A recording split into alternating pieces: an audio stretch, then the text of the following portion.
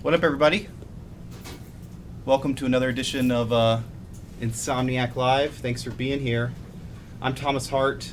I'm going to be hosting today. Tim is out sick. That also means we are not going Sorry, to Tim. Sorry, Tim, and sorry, everybody else. If you're here for the Sorry, watchers. Yeah. If you were here for the end of the PC giveaway, we're not going to be announcing winners today. That's going to be next Thursday as a result of Tim being out. But yeah, we're going to play The Edge of Nowhere. I've got two guests here with me. To my left. I'm Chris Evans. I am an environment artist. And further left. And back again, Joel Bartley, lead gameplay programmer. Both of y'all worked on Edge of Nowhere, right? Yes. Yep. Awesome. So we are going to jump to it. It might be a little strange, some of these transitions, because I've got to host and play, but we'll get through it and it'll be a lot of fun. So yeah, we're winging it. Yep, we totally are. We're gonna jump to it now. We're on part 3. This is the third time. Yeah, so last time we made it, gosh, I don't even remember how far we made it.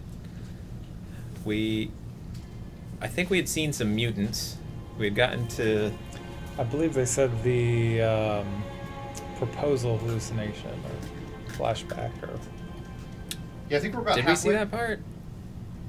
That's what I was told. I believe so.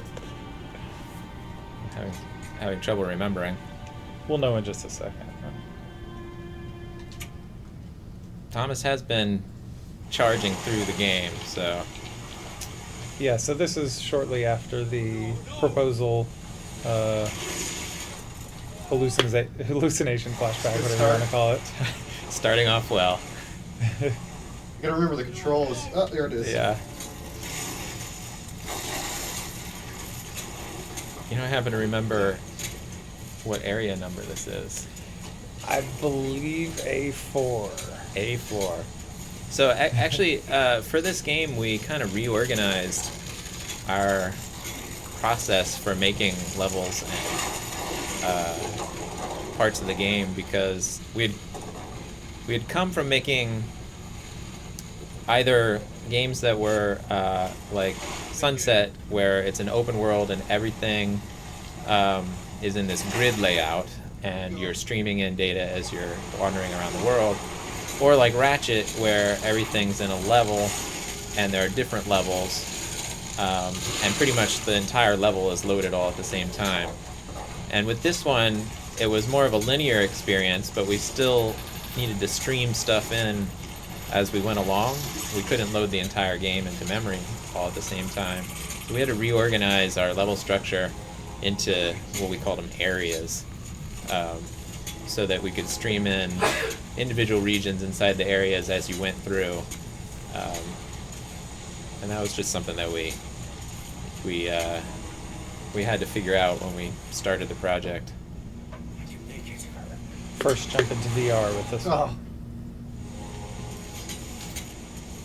You see somebody's asking if we announced the winners yet. No, Tim is out sick today, so it will be next Thursday. Yep, sorry about that. You'll have to wait a little bit longer to see who wins the sweet computer. Let's see, anything on the chat here? Yeah, just the winners. So which parts of the game did you build the environments for, Chris? Well, there were only 4 of us, so we did. We all had our hands on everything. I did the part that he just went through with the river rafting on the iceberg, and then maybe worked on part of this. I want to say Tom and Burbank did this upcoming portion, Mm-hmm. but I did a lot of the flashback segments, with the exception of the jungle one and some of the alien caves and some of the intro, with again, with only 4 of us until the very end of the project, when we got one more person. We all kind of had our hands in everything. So. How is it working on the sort of Antarctic areas where it seems like it would be hard to make it look interesting when it's just all white and ice all around. Yeah, a lot of it came down to composition, since it is just snow and ice. But you get some of these darker interior areas and get a lot of nice spec response on things, which looks really cool in the headset. But it was definitely a challenge to make things recognizable and interesting when it's almost the entire game is snow and ice. Yeah. That made the flashback sections a lot of fun to work on, since they were the parts of the game that were completely different. Right. The Providence section was a lot of fun too. So here we've got the Edwards battle. Edwards, in case you haven't been paying attention or you're just dropping into the Edge of Nowhere stream for the first time, is the your former mentor who had some crazy ideas about these creatures in the Antarctic, and he went to explore. I don't remember exactly what triggered this like expedition that he went on to start this game, but him and the rest of his team have been taking losses and going crazy this whole time, and he's apparently turned into a monster now, and you will need to battle him in an upcoming segment. That was a really awesome intro of him. He was like right in my face, and it was really gooey looking. Yeah, that's one of our. We did that a couple times in the game where we had somebody like jump into your face, and it is pretty effective in VR. You don't want to overdo it, but Yeah, definitely tried to keep the jump scares sparse, but definitely had to get a few in there still. Praxis 2509 says, so it's like the movie The Thing. A little bit, although our primary inspiration was At the Mountains of Madness by Lovecraft. Maybe The Thing is also partially taking inspiration from that. But definitely the cold weather monster thing is similar to The Thing. Yeah, there's a lot of similarities with the Lovecraft story, which was also in Antarctica and finding an ancient race of alien beings and slowly going insane. So, a lot of parallels. So this is one of the 2 boss battles in the game. 3. There's not that many boss battles. But this one took a long time to get into a state where it was fun. Like it was something that we were working on late in the project and still trying to get it into a good state. I think it's pretty good in the end, where you're continuing to move forward through each segment, and Thomas kind of knows what he's doing, so he's just Good timing. As soon as I say that, he jumps off the cliff. Yeah, I actually learned something fun from Mike Daly, one of the lead designers for this. That the shotguns, the weapons in this were, we wanted real weapons from the time periods, but they had to be from companies that were no longer in existence, so we could use them. Yeah. So it took them quite a bit of research to come up with weapons that were available at the time, but not part of any existing company. I didn't know that. I didn't either until just a little while ago. What? Do you remember what it is? I forgot what the shotgun is called. I honestly cannot remember.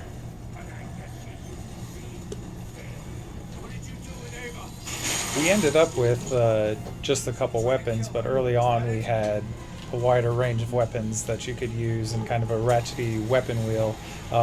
My favorite by far was we had a spear gun, and you could be kind of stealthy with it, and that one was a lot of fun to use. It was kind of a sniper rifle almost Yeah. in execution. But the complexity that the additional weapons added made the game a lot harder to pick up, especially for somebody's first VR experience, if that's what it was going to be. And so ultimately we decided to streamline it with just the shotgun and the rocks for distractions. Yeah, it definitely simplified the controls a bit.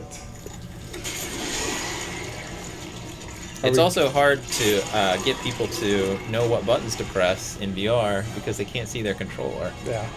And so I don't know if we've seen any of them recently on the stream, but we will put up a picture of the Xbox One controller in game, so you're seeing it in VR, and highlight the buttons as you press them during the tutorial segments as a replacement, because you can't actually see what you're pressing.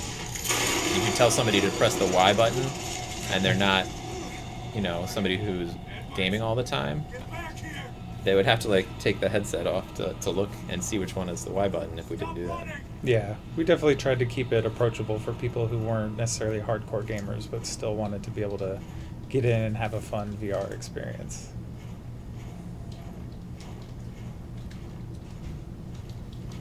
So here's the reveal. Edward, what happened to you?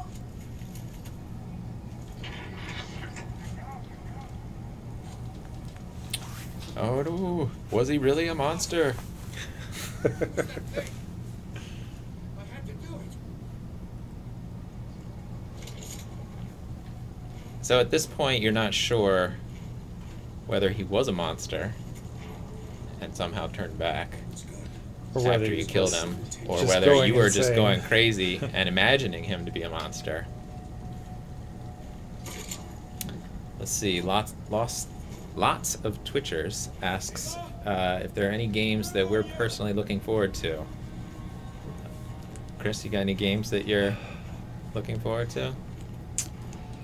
Let's see. He says Kingdom Hearts 3, or they say Kingdom Hearts 3 is at the top of their list. I'm excited for that. Yeah? Yeah. I like the narrative-heavy games. I'm looking forward to, though I don't recall if it's this year or not, but the next Last of Us. I think Red Dead, the new Red Dead, is probably at the top of my list. Mm-hmm. I think that's still supposed to come out this year. I'll have a better idea after E3, so I can remember what's coming Yeah. out when.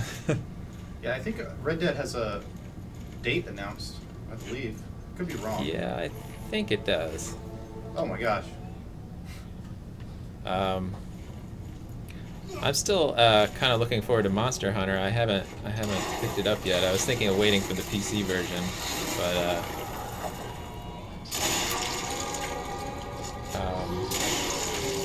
I don't know. We'll have to see.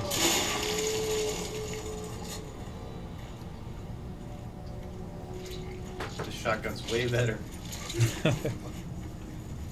Oh, you got the shotgun upgrade. Yeah. Right. Yeah, you get Edward's shotgun when you first run into him. Yeah. And now it takes one shot to kill things instead of two. He didn't make it. Look, did you manage Yeah, the to new make God of any War of looks the cool. survivors? I actually loaded up the original God of War the other day at home. I was just playing around with some old PS3 games, because I have the HD version on the PS3, and that game's really fun. Yeah. I kind of missed it. I hadn't played one in a while.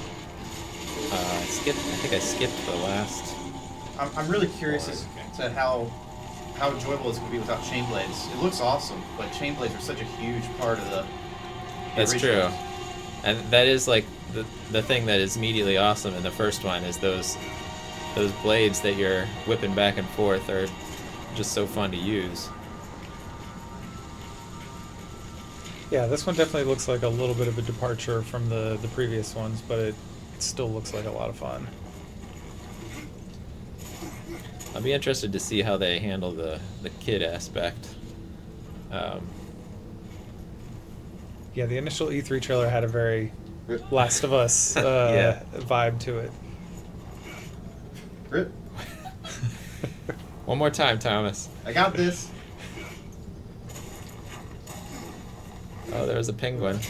So there was early on in one of the opening areas, right after the plane crash, there were all these icebergs with penguins, and Nate, the lead environment artist, I believe we turned the feature off, but he could hit penguins with a snowball from 100 yards away, and they had physics on Yeah. them, and it was very very comical. But I think we ended up taking Yeah, out. I think people might object to At one hitting point, penguins. yeah, you could kill the penguins. It's and un- it was a little too gruesome for a game with a lot of gruesome things to kill cute penguins. So yeah. I think we took that out.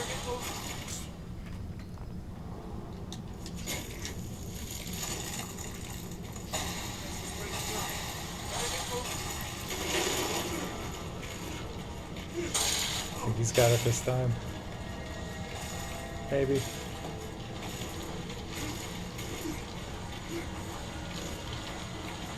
So there's actually a lot of hidden work in this segment.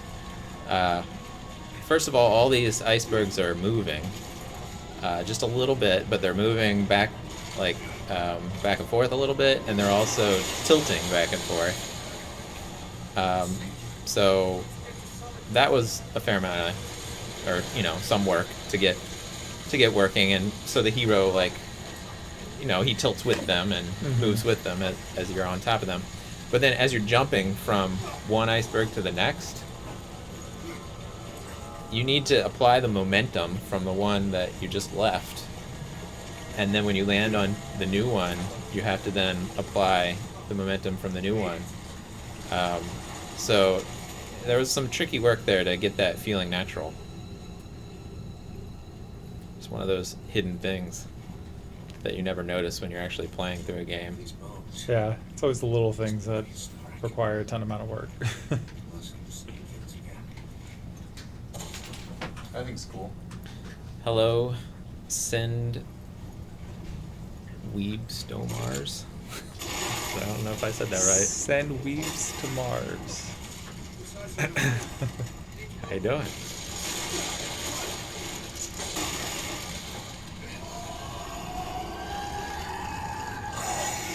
Did we ever think of a game where Quark is the main character? I'm sure we've thought of it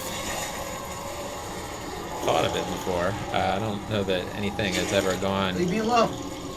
Leave me alone. Oh. Thomas is getting I guess I should shoot him. brutalized. So Tim is out sick, unfortunately. That's why Chris and I are here trying to fill his shoes. Maybe he's watching the stream at home right now from his sick bed. Oh my goodness. He's also just come back from Europe, Yeah. and so he's probably jet lagged and just feeling bad all around.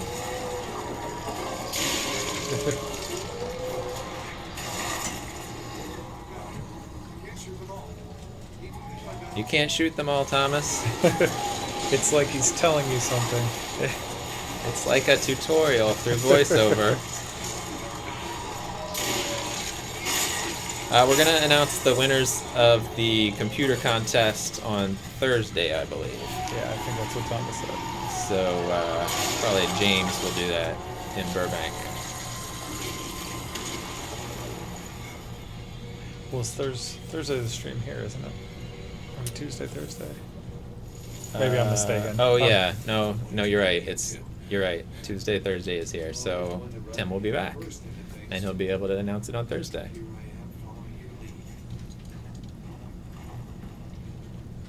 Assuming his sickness does not last that long. You never know with those con plagues. Yeah. Shake hands with hundreds of people and bound to get something. So, Chris, some of these environments are really crazy. Obviously, you have the Arctic environment, but then you have stuff that's a little more alien. Mm-hmm. What was it like building those? It was fun. It was we had to kind of find a way to make it look like it fit in and you weren't just abruptly in a different place. But a lot of the look we went with kind of had a similar cave feel to it. It was just kind of different textures and kind of looks in the materials. We had fun with the plants making things that obviously didn't look of this world. But. Were there any unexpected challenges with building environments for a third-person VR game? Yeah. I'm sure there were tons, right? Yeah, quite a few. I mean, you definitely. Ice was one of the trickier ones, just because you want parallax in the material to make ice look realistic, and you just can't afford that in VR for the most part. I believe there were a couple places in the game where it stayed in, but we largely had to strip it out to get everything running in frame. So it's definitely trickier to get things in frame in VR. What was your process for hitting 90 frames on this game? Did we try to get in frame from the beginning, or did we make cool stuff and then try to strip it down? We actually kind of took a reverse process because we were initially going to do something that was more graphic novel, simplistic, stylized, which would have seems like that would have been easier to get into frame. But then we took it to the style that you see now, which we just would kind of go overboard when we would first make an area, and then just see how much we could leave in when we started stripping things out to get it into frame.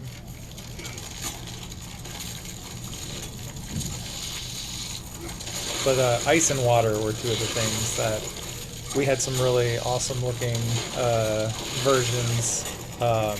Not that the current ice doesn't look great, but we had, we had to take out a lot of stuff. I remember though, there was one section where there was this really cool waterfall for a long time, and then at the end it got stripped down to something that still looked fine, but it wasn't quite as cool.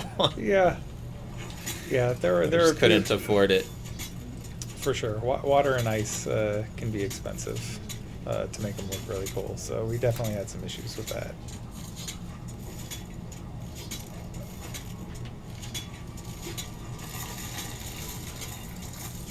Let's see. Truel Joker says that this game looks like an iceberg version of the movie Cliffhanger. I don't think I've seen that movie. The Sylvester Stallone from it was like a 90s movie. Cliffhanger? John Lithgow? No, haven't seen it. He's real good in it. It's kind of a guilty pleasure movie. Is it? Yeah. Okay.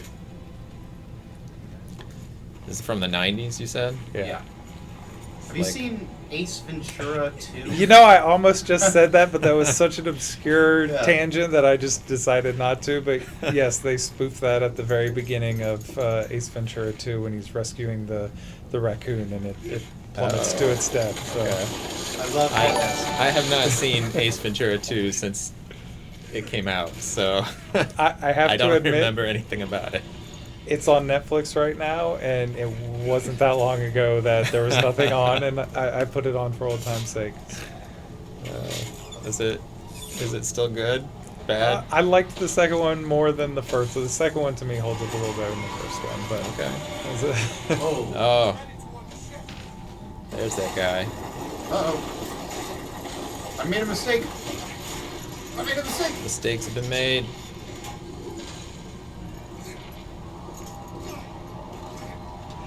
That whole bridge sequence was one of the very first things we did for this. Yeah. As kind of a proof of concept and giving you that vertigo feeling as you're running across a bridge. And obviously it changed somewhat, but that was one of the very first. This part is kind of based on the E3 demo that we did. That's right. Yeah. And I think there are some videos online where you can go back and watch the E3 demo, and you can see how much changed. The enemy designs are totally different. I got spooked. The visuals are a little different.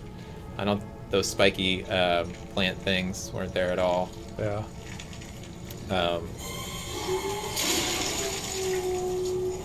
But it's kind of cool to see how much changed through the course of development by looking at that E3 demo. Oh God.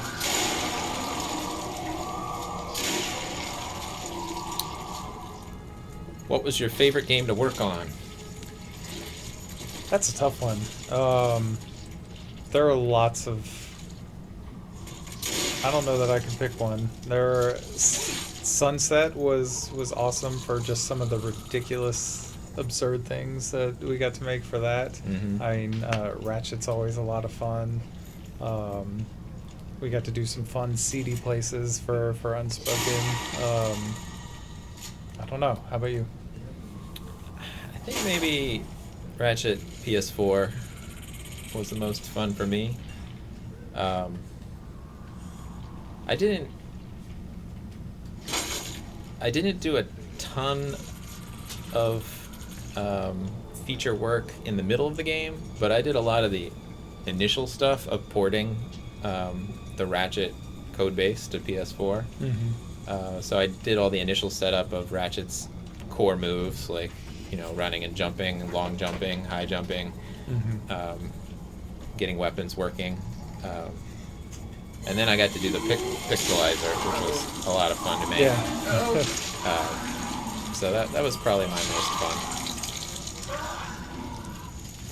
Asking about the thing. The Thing again? Again.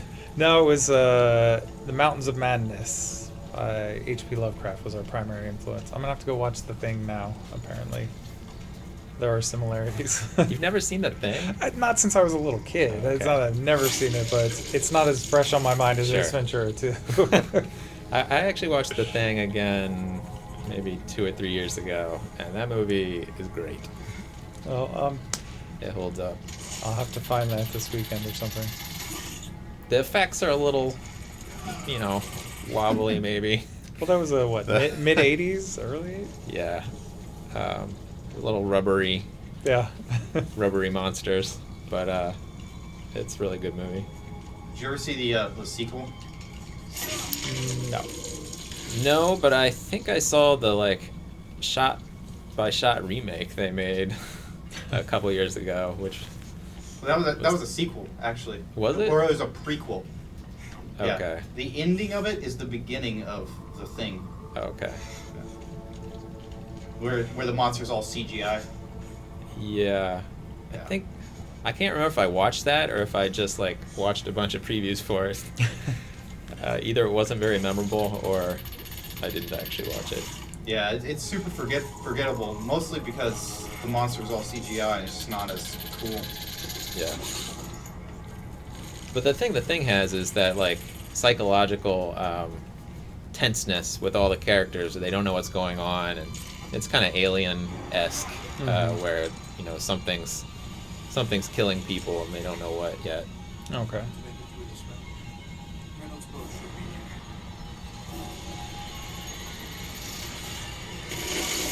A lot of questions there. Any plans for spring break?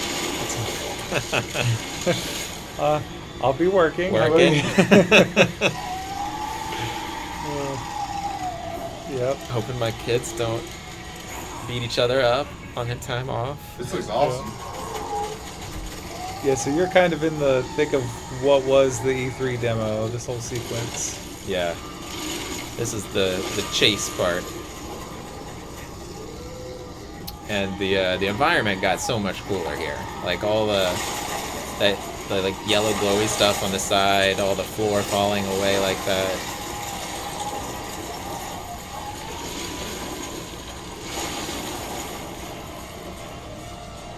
It's almost like too bad that you have to run through it. Yeah.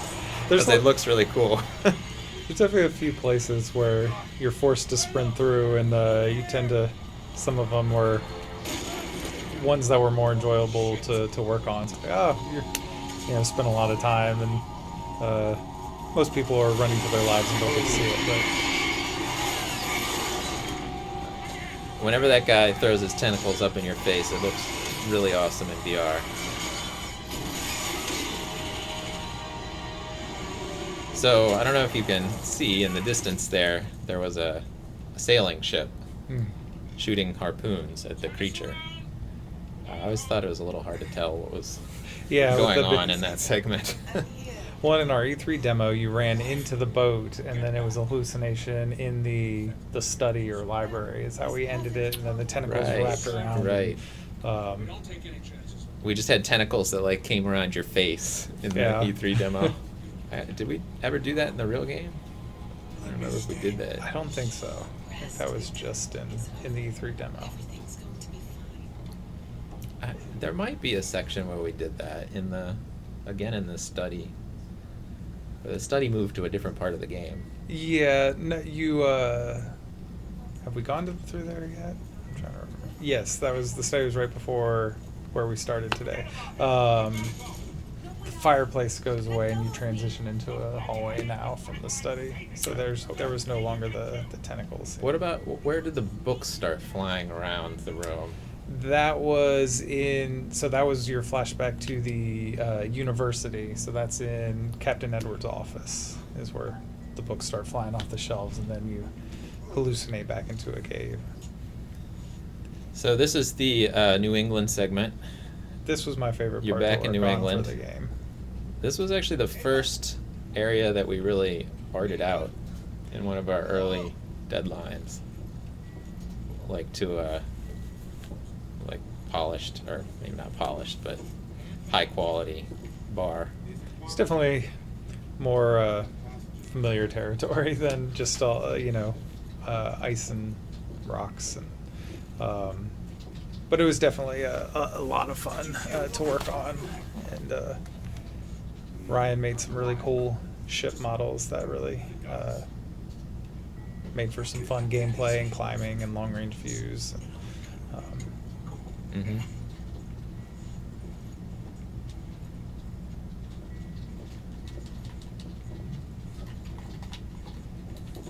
Wish I could throw rocks. Go to the right.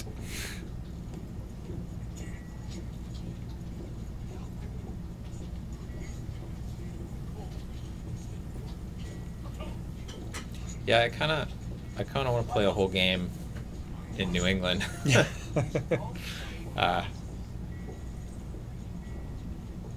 Like there's a cool vibe to this whole area. Mm-hmm. Yeah, it definitely feels different in a really interesting way. Well, it's a fun contrast, and that was what was kind of refreshing about a lot of the flashback segments is it just the stark contrast from the other environments that you're in throughout the game. Oh, these ladders. How much work was it to get these ladders so that your hands Actually, I think we had a lot of back and onto forth between the... Yep. Would think that would be easy. But... Nope.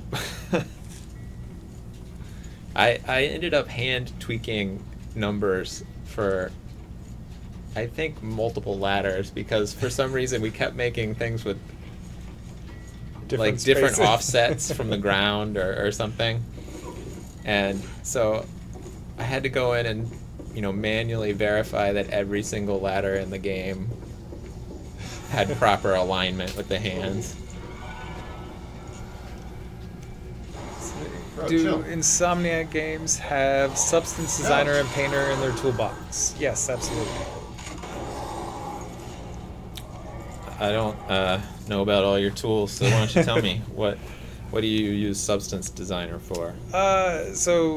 Substance Designer is for making procedural textures, all node-based, and then Painter is kind of the counterpart of that, but you're actually doing texture work, painting on the 3D models or in a 2D view. So it's just it's the two programs together make a really good texturing suite that are a lot of fun over the older way of doing things.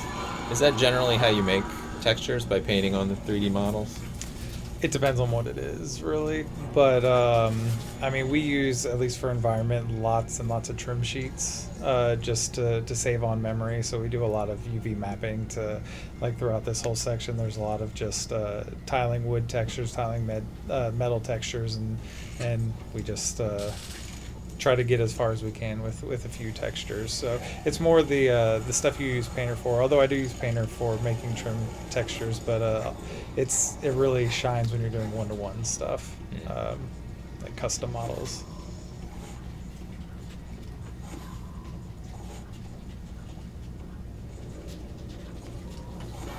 Oh, so Thomas is using the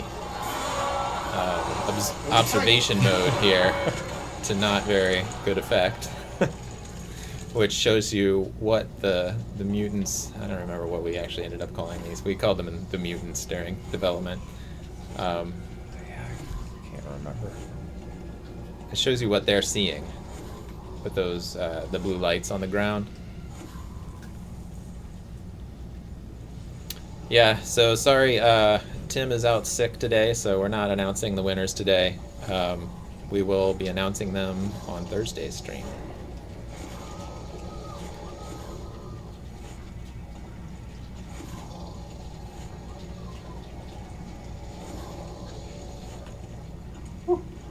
Oh. I feel like we have to be quiet for Thomas. Yeah. The screen is way darker too. In case, I think we've mentioned it before, but when you're in the headset, it's just brighter, and so when you look at it on the PC window, it always looks darker. So it might be a little hard to see on the stream in this area.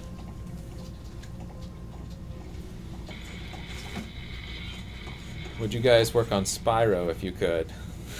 Sure. Spyro's cool. Oh. The jump scare got Thomas. That was mean. That's one of our few. That's a good one though. Especially normally when you come out of that alleyway, you're slow. The monsters saw him right before he started walking out there, but there's supposed to be a little bit of a lull and where you kind of feel safe, and then as you're walking down that alleyway, he jumps out at you. Yeah. But it's still got Thomas, so. Yeah. Hey, but it's me. It must be weird making jump scares, because you since you know it's there, you don't know how effective it is. Yeah. It definitely doesn't work on you. Yeah. After you have put it in there and you know how it works. So Victor catches up with Ava. I didn't know how to get to you. It's okay. Are you hurt? No, I'm fine. A couple scratches, that's all. Come on, we have to get out of here before they find us. No, Victor, wait. Back in Antarctica, you saw the Great One, didn't you? Yes. Well, let's talk about that later. If those creatures... We need to go back. There's one last thing to do. It's all in here. Is everybody able to hear the game okay on the stream? I don't want to lose you again. Then listen to me, Victor. There's only one way to leave, and this isn't it. What are you talking about? Is there a problem? The problem is, you need to wake up. So help me, or stay here and die.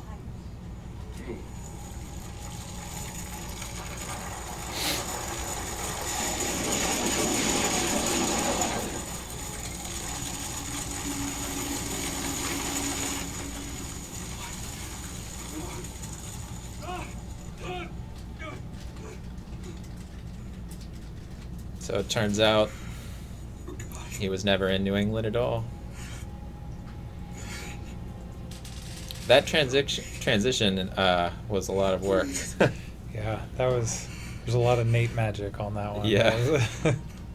And not only are the visuals changing, but we're actually loading in an entirely new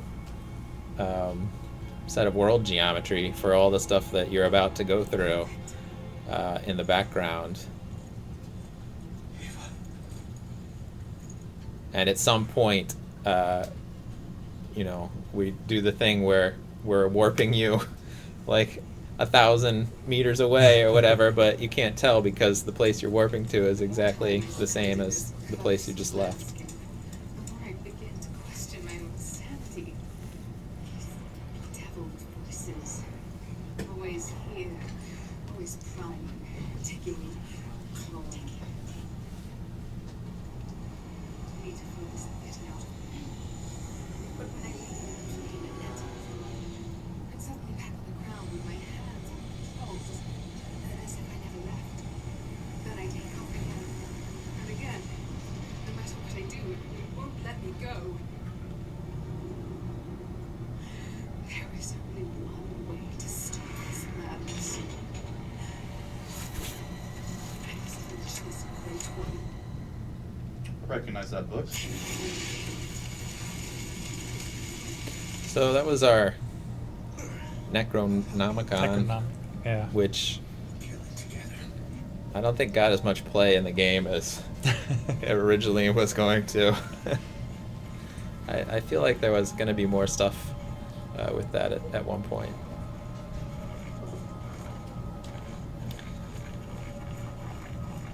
So we're back in Antarctica. Victor is less sure of his sanity than ever. And I'm not sure what is he... You haven't actually spoken to Ava at this point, right?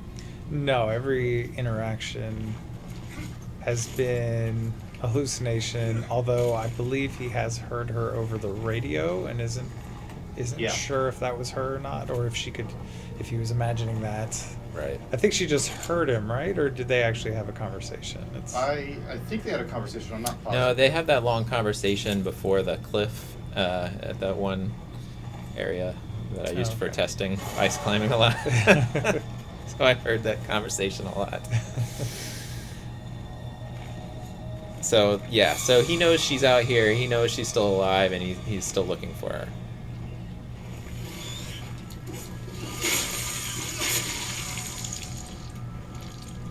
Any other questions in the chat? Anybody have any questions for environment artist or gameplay programmer?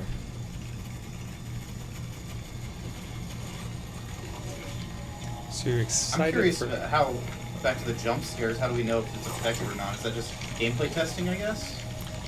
Yeah, you just have to test it on people who haven't played it before. There were a few, I want to say, even that we just took out because they either came off as way too forced and ineffective.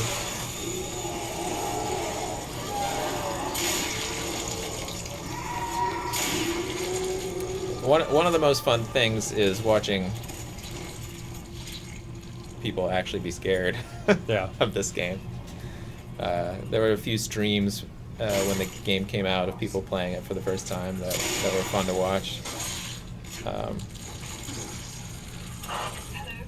think there was one video that went around here of a German journalist playing the game for E3 or after E3, or I think it was maybe it wasn't E3. Some convention. Maybe it was a different convention, but we all loved that. He was freaking out. Hello, are you still here? We're Everybody see here. us and hear us? VIP Bros game, VIP Bros game. Everything's wrong. Yes, are you excited for the Spyro remaster? Is there a Spyro remaster? It seems there might be. I'm actually not familiar with it I either. actually but- didn't know there was a Spyro remaster. I believe there's a rumor and nothing's confirmed. Oh. Not positive, Okay. though. Yeah, that would be cool.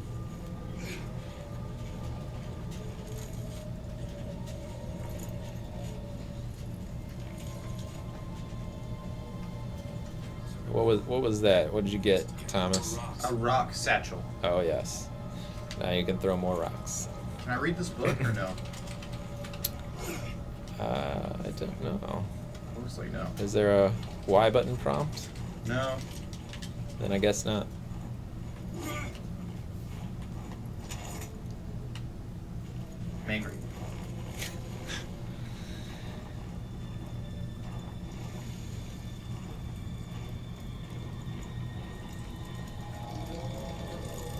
stealth sections.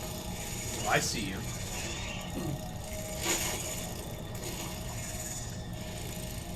Some of the parts we had the most fun with were trying to find ways to do chain reactions to kill the little crawlers on the ceiling, on the spike plants, or Yeah.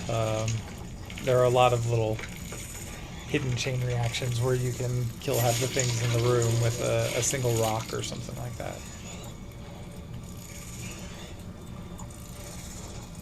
This is a pretty good area because there's a lot of different ways you can take these guys out.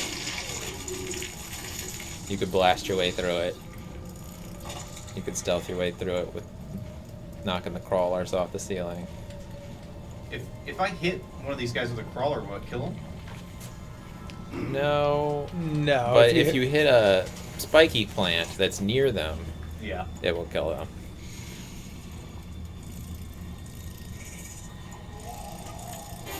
Jill.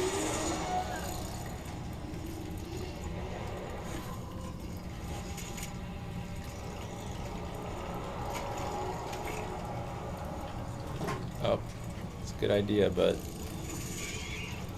foiled.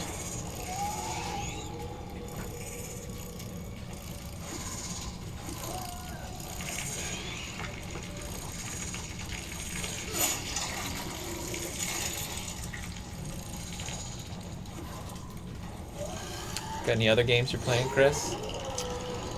Let's see. I've been playing, still getting through Horizon. Oh, yeah, still I've playing put a Horizon. lot of hours into that. I play with my kids, so we'll no real extended game sessions. Yeah. They'll more watch me play than actually play, but we'll do that for an hour or so before bedtime, and so it's taking a little bit longer to get through. But I've really enjoyed that one. Yeah, that game's got some really cool parts. Yeah. My favorite part was the what do they call them? The like special dungeons that you go into where Oh, the the artifacts cauldrons. are. The cauldrons, Yeah. yeah.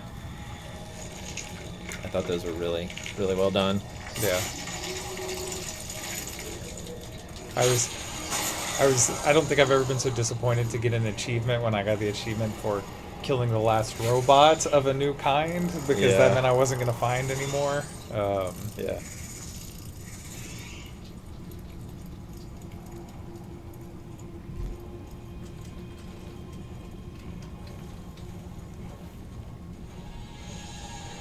Well, this looks bad.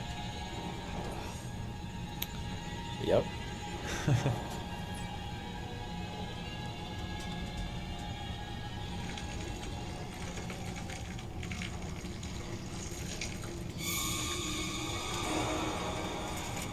I guess you're gonna have to blast your way out now.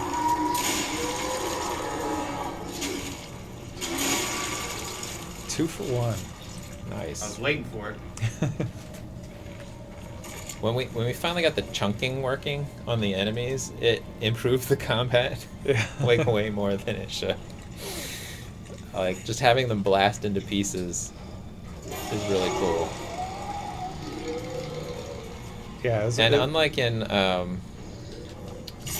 like I think we had chunking in the past, but it was, you know, a random assortment of pieces would spawn when the enemy died. But in this game, we got it working where the individual pieces of the enemy split apart, and you know, they fly off from wherever they had started. So if the back piece and the arm piece and the leg piece are all starting where they normally would, they fly out from those regular starting points, so it looks more natural and it feels better. Mhm. You don't get that pop. Yeah. Let's see. Looks like Sunset Overdrive mutants. Yeah, they do look like the or were they the OD Yeah. in Sunset?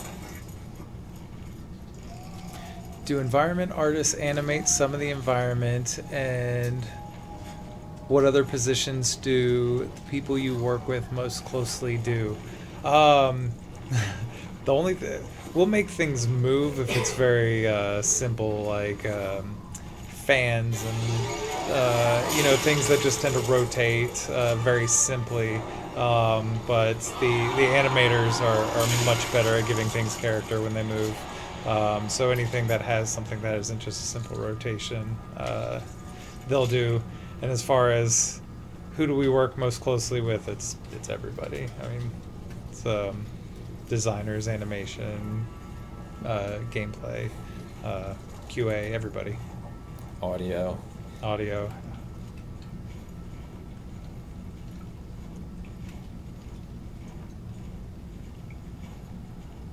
Yeah, especially in a studio our size. You know, the North Carolina studio has got 40 or so people, maybe 50 now. I can't remember. Yeah, probably close to 50. I think Um, we've grown a little. And with that number of people, everybody's doing a lot of different things, and you're just working with everybody. Yeah. Although not all those people were working on this game. We made this game with a cross-country team. Some of the people from the studio and some people from the Burbank studio. Yeah, we had 2 environment artists here and 2 in Burbank. And then we got 1 more here for the last month or 2 of the project. Mm-hmm. Ooh. A lot of Love the way that Spider-Man opens. excitement in the comments. Yeah, like I was telling Chris earlier. People really into Spider-Man, which we are too. Can't wait to play it.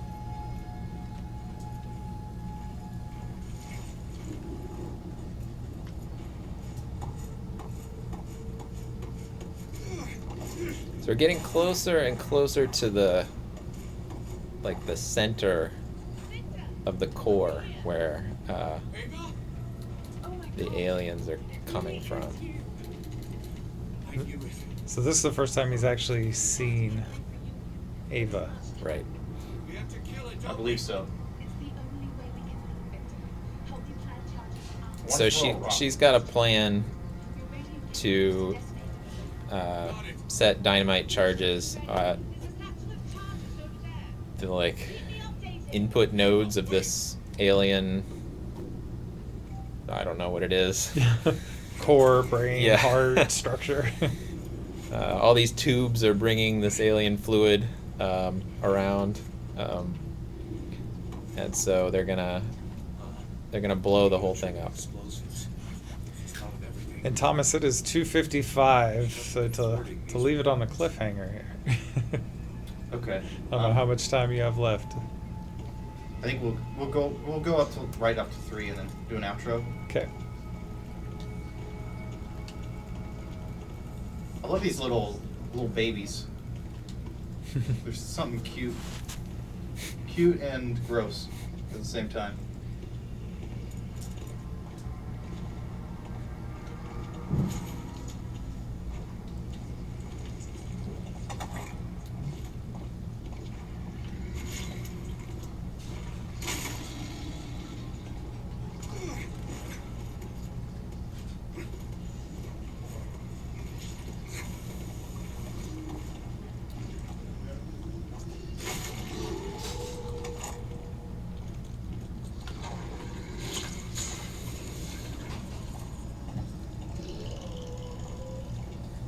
This area is covered with spiky plants, the The spore dropping pods, plants.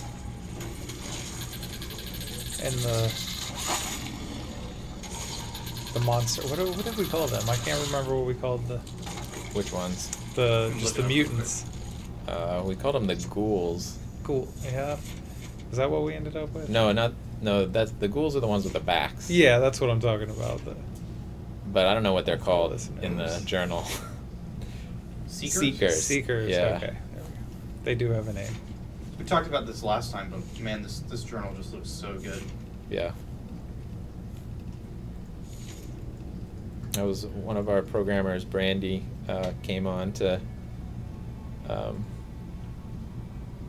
I would say, rescue this feature towards the end of development. Turned out really well. Yeah, it really did.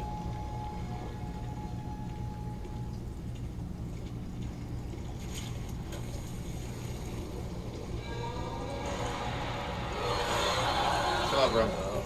Bro. Yeah, that's right. True Little Joker says they're gonna go play Ratchet and Clank for the first time. Ratchet and Clank just came out on PlayStation Plus for That's right. free. That's right. If you have PlayStation So if you Plus. have not played Ratchet and Clank and you have PlayStation Plus, you should do that. 'Cause that Aw. game's really fun. And also Bloodborne, which is awesome. as a known Soulsborne fan. Oh no. Oh. That's probably. All right, that good might be a good spot. place to wrap it up. Yeah. Try again next time. It's almost there. A little bit more, but Yeah, you still got to set all the charges. yeah, So there's still a there's little bit of still- gameplay left. I don't know if it's enough for a whole hour, but solid half hour. Well, it was fun. You say we have about a half hour left? yeah, Give or take. Depends on how could painful. could be a that, little more, maybe. yeah. I'm not sure. Something like that. Cool. Well, you guys did a good job. Thanks for being here. Yeah. Yeah. Hope- Like we said. Tim, hope you feel better. Yep. Like we said a few times, Tim is out sick, and we will be doing the PC giveaway wrap up Thursday. But that's going to be it for us. Thanks for coming by for another Insomniac Live. I'm not sure what they're playing tomorrow, but they will be playing something tomorrow, and then we will be back Thursday here in North Carolina. Bye. All right. See ya.